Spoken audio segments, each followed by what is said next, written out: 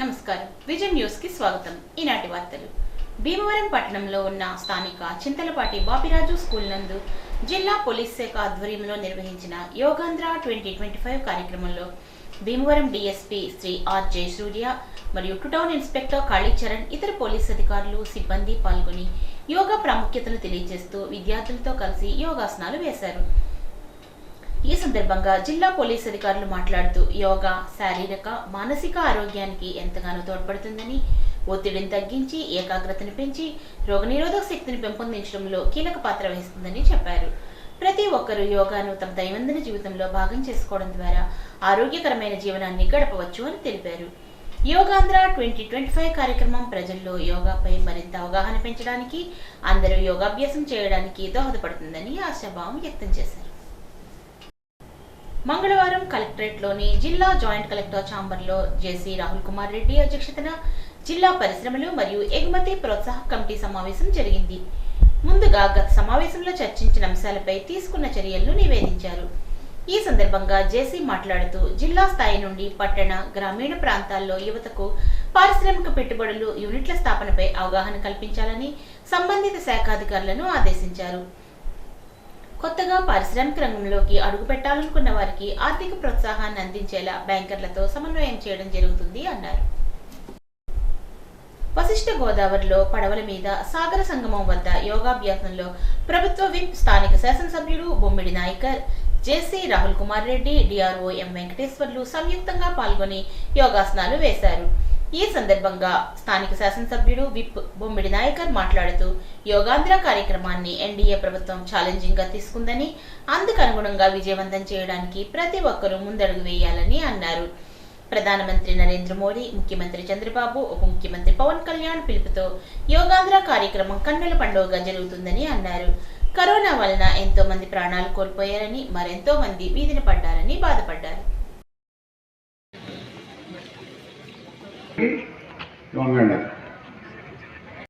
సాగదీయండి, కాళ్ళు నెమ్మదిగా శ్వాస తీసుకుని సమస్థితిలో రెండు ఒకదానికి ఆపోజిట్గా పెట్టండి. శ్వాస వదులుతూ నెమ్మది కాచండి. నెమ్మదిగా శ్వాస తీసుకుంటూ అదే స్థితిలో ఉండండి. చేతులు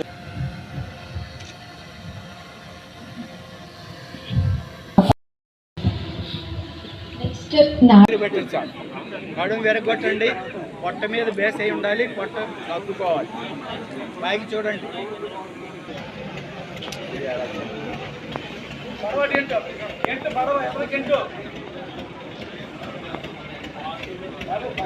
ఇందాక నేను చెప్పినట్టు దీని ముఖ్య ఉద్దేశం ఆనరబుల్ సీఎం గారు ఏదైతే కాల్ ఇచ్చారో ఈ నెల రోజులు కూడా మనం యోగాని ప్రజల్లోకి తీసుకెళ్ళాలి.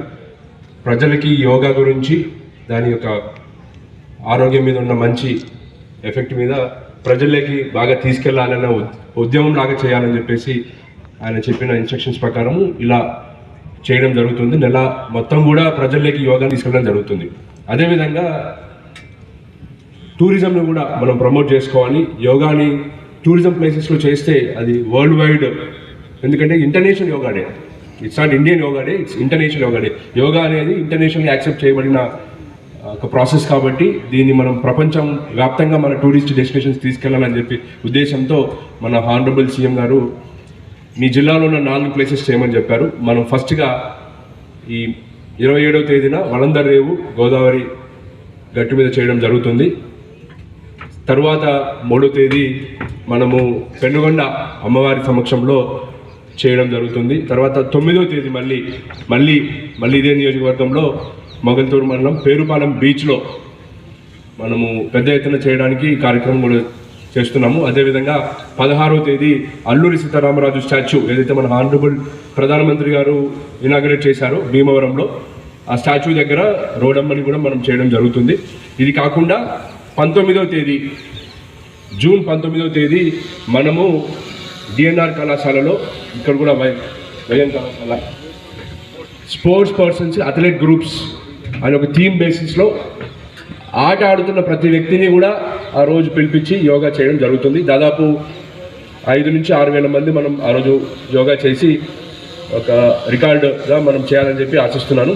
సో అందరూ కూడా ఈ యోగా అనేది నెల రోజులే కాకుండా నిత్యానుసారం మన జీవితంలో అట్లీస్ట్ ఒక 10 minutes చేసినా కూడా ఎంతో కొంత హెల్త్ బెనిఫిట్ ఖచ్చితంగా ఉంటుందని నమ్ముతూ మీరందరూ కూడా ఈరోజు ఇచ్చిన ఈ ప్రాసెస్ ఏదైతే ఉందో కంటిన్యూ చేసుకుంటూ ఈ ఇన్స్పిరేషన్ని మీ హెల్త్ని మంచిగా పెట్టుకుంటూ ముఖ్యంగా గవర్నమెంట్ ఉద్యోగస్తులు కానీ ఎవరైనా సరే పనిచేసే వాళ్ళందరూ కూడా ఖచ్చితంగా 5 to 10 minutes మీరు ఎటువంటి పరిస్థితుల్లో అయినా పొద్దునైనా సరే సాయంత్రం అయినా సరే మీరు వర్క్ చేసిన గ్యాప్లో అయినా సరే యోగాని చేసి మీ ఆరోగ్యాన్ని పెంపొందించుకుంటారని నేను ఆశిస్తున్నాను.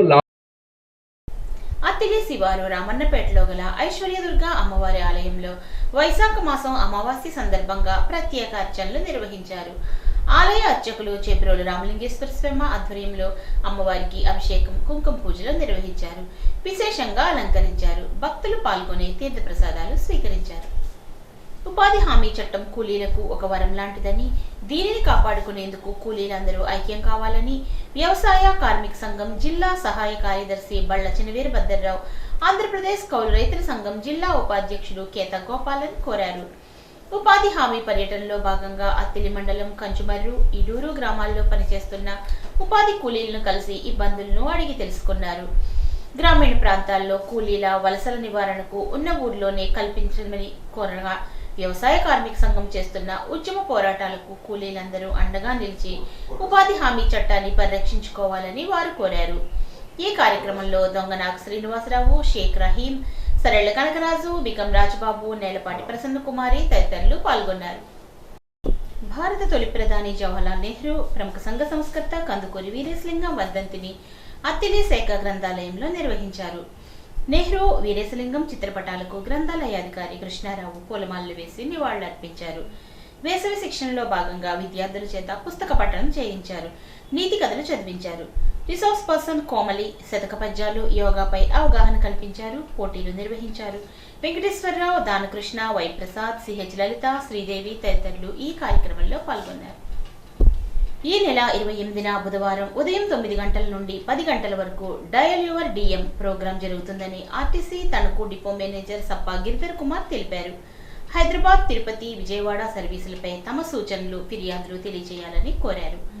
తణుకు డిపో పరిసర ప్రాంత ప్రయాణికులు, విద్యార్థులు, వ్యాపారస్తులు, ఉద్యోగులు 9959225484 నెంబర్కి ఫోన్ చేసి మరింత మెరుగైన సేవలు అందించే నిమిత్తం సలహాలు, సూచనలు ఇచ్చి డిపో అభివృద్ధికి సహకరించాలని కోరారు.